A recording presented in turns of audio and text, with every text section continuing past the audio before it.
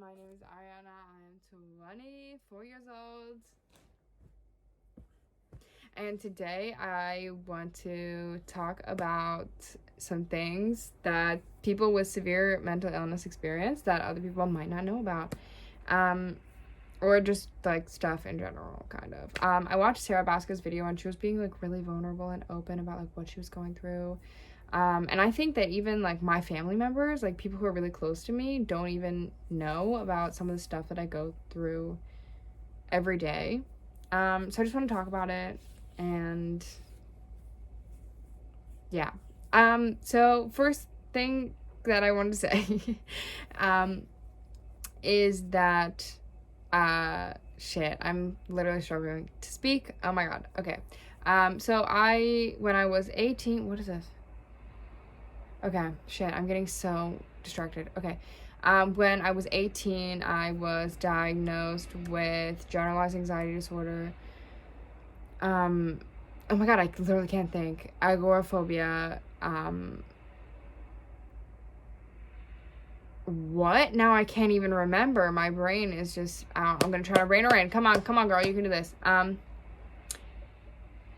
was diagnosed with generalized anxiety disorder, social anxiety disorder, and agoraphobia, as well as major depressive disorder. And then and I was also diagnosed with ADHD.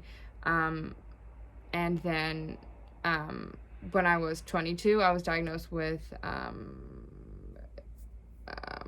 like panic disorder.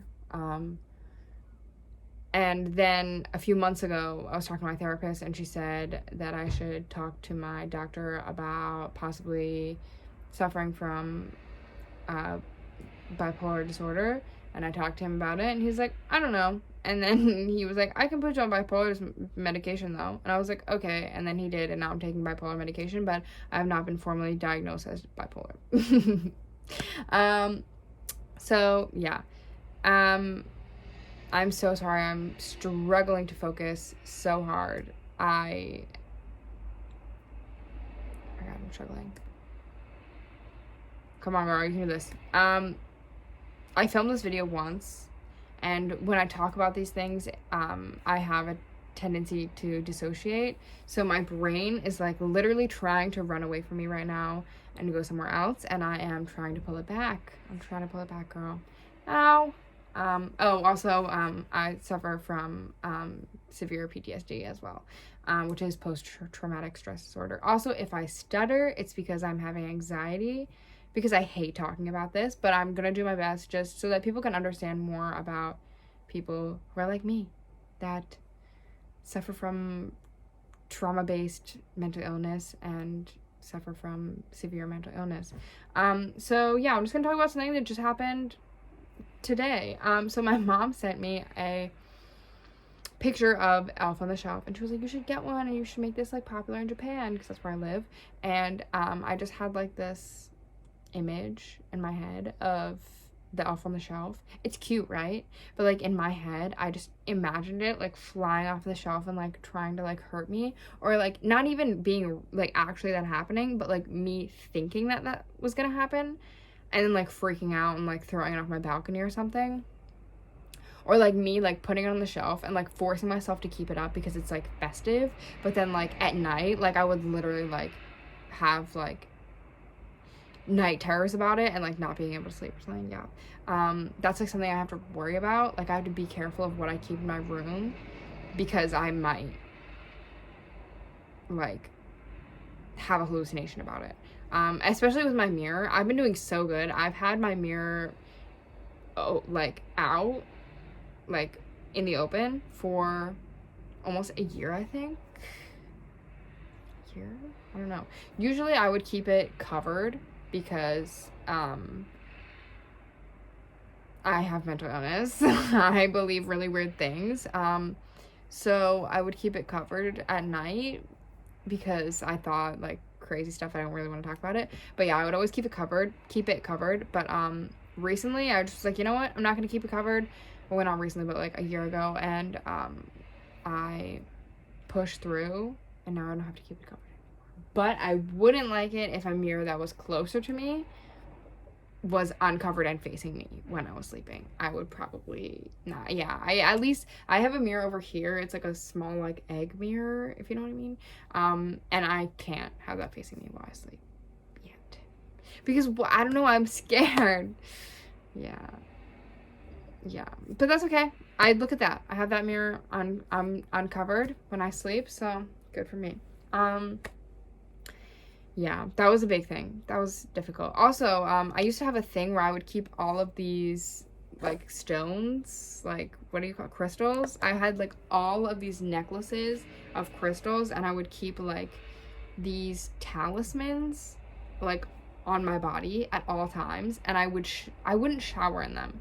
And I would always be freaked out when I was showering, and I still sometimes, if I shower alone, I usually shower with my boyfriend, but if I shower alone, I often have to keep opening the shower door and then closing it, and opening the shower door and closing it, because I think someone's like, I don't even know, like, one fear that I have, okay, but anyways, I would keep all these talismans. I'm keeping my mind sharp. I would keep all these talismans and, like, all these stones on my body, and I would, like, what the fuck was that sound? Oh, it's a child playing. I would, oh my god, and there's literally dust everywhere, and it's bothering the shit out of me. I think it's because I'm like this. But anyways, there is, yeah, and I would keep all these talismans on me, and people would look at me like I was crazy, because I am. Sorry, that's not a nice thing to say, but, like, I'm not, like, all mentally there sometimes. And yeah, that was kind of funny, because I would just keep all these talismans on me and, like, all these stuff, and I would keep a bunch of talismans in my house and in my purse. I always kept at least two talismans on me, one in my purse, one on my body, and one in my house, and then, like, a bunch of power stones and bracelets, all these power stone bracelets, and, like, yeah, that was wild. So what was I gonna say next? I was gonna say something about, I said something about the power stones, and then I was gonna say something about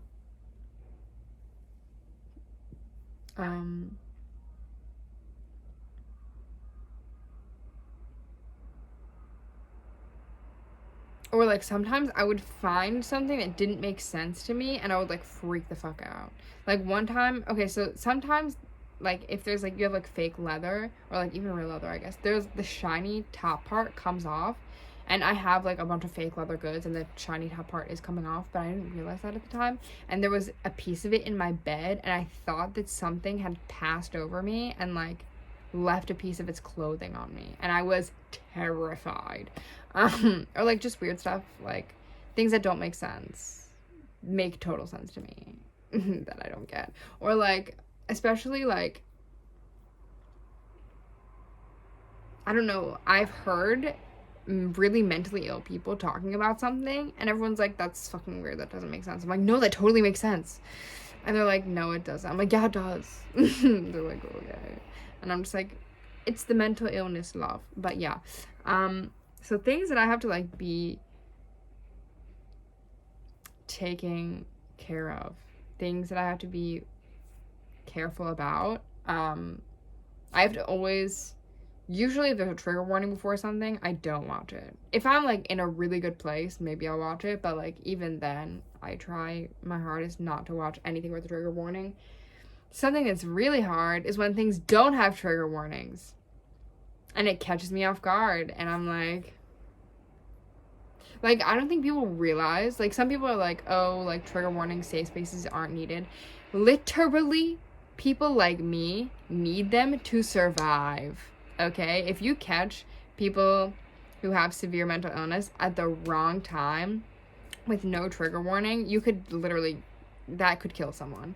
And it sounds, like, weird, like, how can mental illness kill you? Like, suicide, sweetie? You ever heard of it? God, okay. So, yeah. And even people who are getting treatment, okay? Even people who are under the care of many doctors. Still, yeah. Anyways, sorry. Let's continue. What was I gonna say? Yeah. So one thing that, like, I've told my parents about, but, like, my parents don't even really know that well about, is that I have, like, hallucinations, weird things that, it's always like scary hallucinate. It's not always terrifying, but like usually it's terrifying. And if it's not terrifying, it's just really weird, and I just get over it because I'm so used to it. But like, yeah, sometimes if you ever seen in a movie when like there's a kid like walking down a hallway and the hallway gets really long, that actually happens to me.